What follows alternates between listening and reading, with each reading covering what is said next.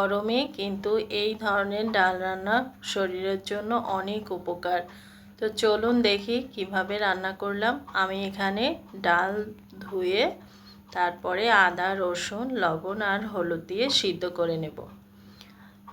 আর একটা কথা বলে রাখি, ডালটা খুব ভালোভাবে ধুয়ে নেবেন। যতক্ষণ গেজা পানিটা বের হবে ততক্ষণ পানিটা পরিষ্কার করে নেবেন। তাহলে দেখুন এই যে পানিটা কত সুন্দর পরিষ্কার থাকে। এবার নেড়ে চেড়ে এটাকে ঢাকনা দিয়ে কিছু সময় সিদ্ধ করে নেব, যতক্ষণ ডালটা না গলে যায়। আর এদিকে এই যে আমি আম রেডি করে নিয়েছিলাম।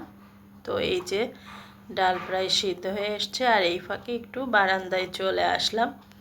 তো দেখুন এখানে কি সুন্দর 9টার ফুল, টাইম ফুল অনেক নামে ডাকে, এই ফুলগুলো কি সুন্দর ফুটে আছে।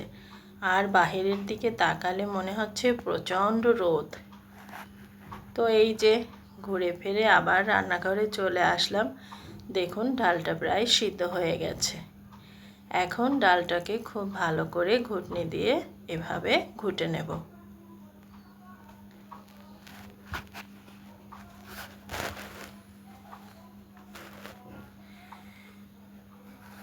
এই যে এভাবে ভালোভাবে ডালটাকে একদম ঘুটনি দিয়ে ঘুটে তারপরে দিয়ে দেব কাঁচা আম, এরপরে দিয়ে দেব পানি। তবে অনেকে আছে খুব টক খেতে পারে না, সেক্ষেত্রে 2 টুকরো আম দিতে পারেন।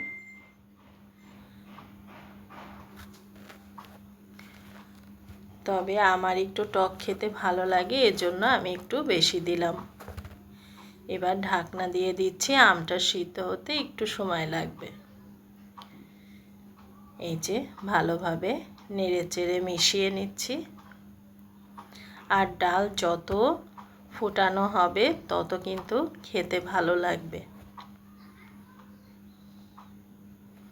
এই যে আমার আমটাও সিদ্ধ হয়ে এসছে। এখন আমি ফোড়ন দেব। এজন্য সরিষার তেল নিয়ে নিচ্ছি, গোটা জিরে দিচ্ছি, দিয়ে দিচ্ছি শুকনো মরিচ, তেজপাতা। এবার একটু নেড়ে নিচ্ছি।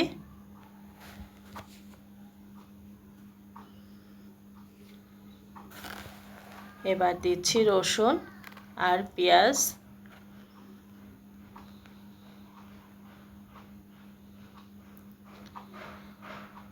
লাল করে ভেজে নেব।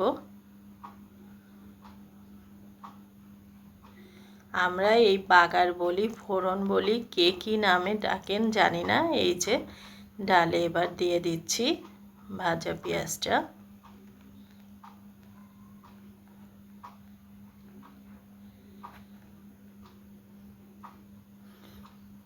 এবার ভালোভাবে নেড়ে চেড়ে ডালের সাথে মিশিয়ে নিচ্ছি।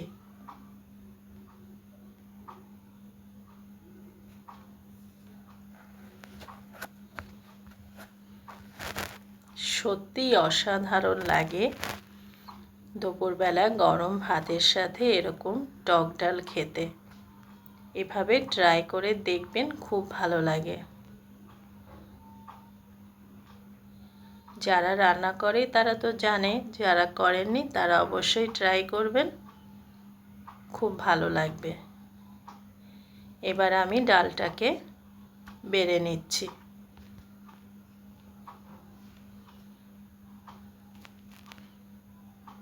মাশাআল্লাহ, অনেক সুন্দর হয়েছে দেখতে। ভালো থাকবেন সবাই। আল্লাহ হাফেজ।